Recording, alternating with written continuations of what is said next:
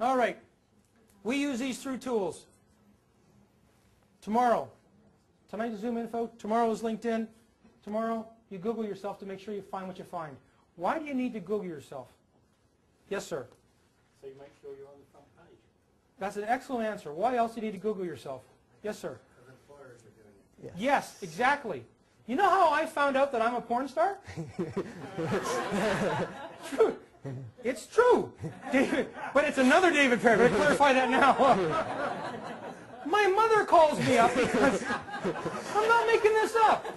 My stepmother, ex-nun, okay? It's horrible. She calls me up and she said, "Did you know you're a porn star?" And I went, "Okay, so what does Anita?" That's my wife. "What has Anita told you?"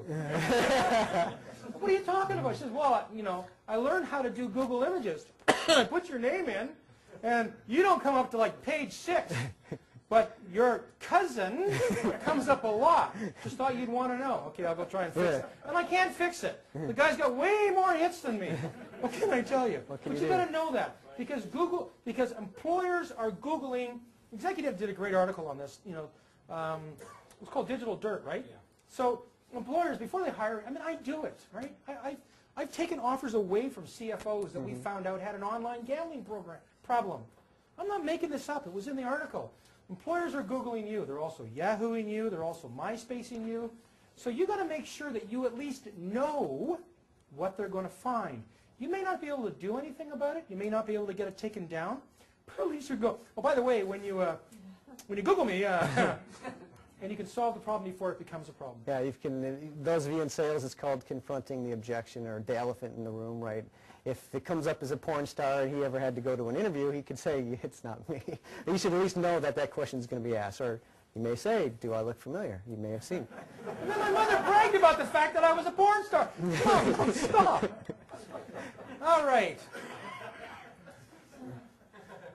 Ex-nuns, where I got all my best dirty jokes. Don't pick me there.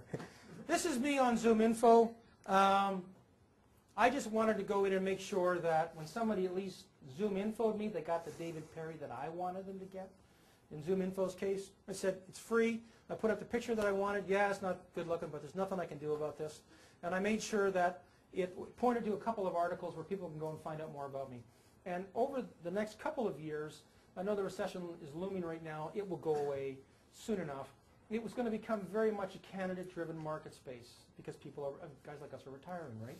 Thankfully, there are guys older enough that are retiring first, so we'll get the better jobs in the interim. However, so what's going to happen is there's going to be a shortage, right? There's going to be a shortage, and you will be in the driver's seat. It's not a matter of if, it's a matter of when. We just don't know what that is yet because Bush has done such a bad job down in the States. Sorry, I'm not anti-Republican. I'm just. We can edit that. He just did it all We can wrong. edit that. LinkedIn. LinkedIn. I got 696 contacts right now. I got about seven and a quarter, and with my 7 1/4, I got access to, I think it's 7.1 million people. So that old expression, you know, reach out and touch someone, it's LinkedIn. I mean, that should be their logo. And LinkedIn is predicated on the concept of Kevin Bacon being at the epicenter of the world. You know, 6 degrees of Kevin Bacon? Scary thought, I know. But that's the reality, and that's how it works. And they have all kinds of really neat, if you haven't been to LinkedIn, you have to go. LinkedIn is a phenomenal tool. It has all kinds of great little applets built in. Kevin, you may want to talk about this one. Have you ever used the Jobs Insider? You're familiar with it? It's a free download. What it will do is if you're searching for a job on a major post board like, and again, this is only 20% of the network, so don't spend 8 hours doing this. But if you download the Jobs Insider tool, it will tell you any connection you have to a job advertised on Monster or I'm not sure exactly. It's a couple hundred sites. I mean, Yeah. Workopolis does it, Monster does it, Career Builder does it. It's a great little thing to be looking at a job going, geez, I really could do that, only to find out that Susie works there.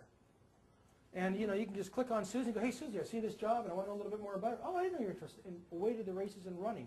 And this gives you a real leg up on everybody else that doesn't have a connection inside the company. This makes you this is an instant unique selling proposition for you if you can make a connection to someone at your target company using the free tool, the Jobs Insider.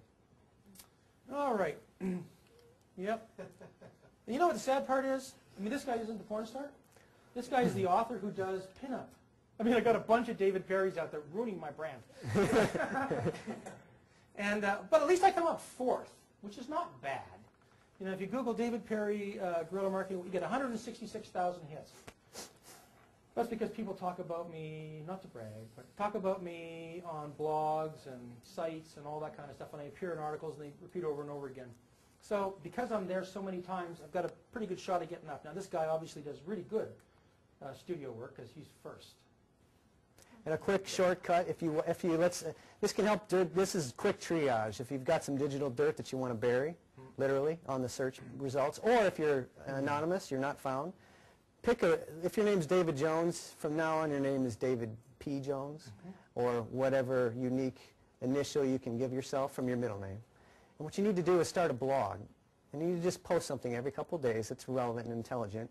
And make sure your name is in the posting. And Google's going to find these postings, and it's going to turn up as pages in the search engines.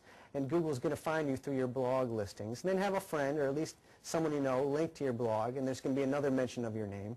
So you can, to an extent, you can manage your reputation online just by starting a blog. And again, it helps to know how you'll be found. Whatever it says on your resume, that's what they're going to Google.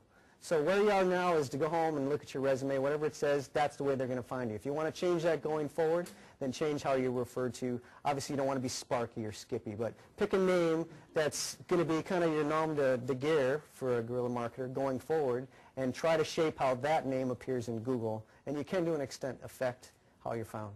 So I see a Wikipedia, which obviously is self-published. Is that... Yeah, Wikipedia, I don't think recruiters put a whole lot of stock in it. Not yet, but it'll come. Jay Levinson, who's a co-author on the, well, I co-authored the book with Jay. Jay is one of the first guys to get into Wikipedia, and there are Wikipedia postings for all 32 volumes of this thing. So you can't not type in guerrilla marketing and find Jay. You know, and you'll find all the other authors as well, but he's one of the first guys into Wikipedia, and he's using it as a marketing vehicle to drive eyeballs to his site, to drive revenue through downloads and radios and books and a whole host of things. He's 86 years old. This guy's got more vinegar than anyone I've seen in eons. He just keeps reinventing himself. We will take questions when we finish up here.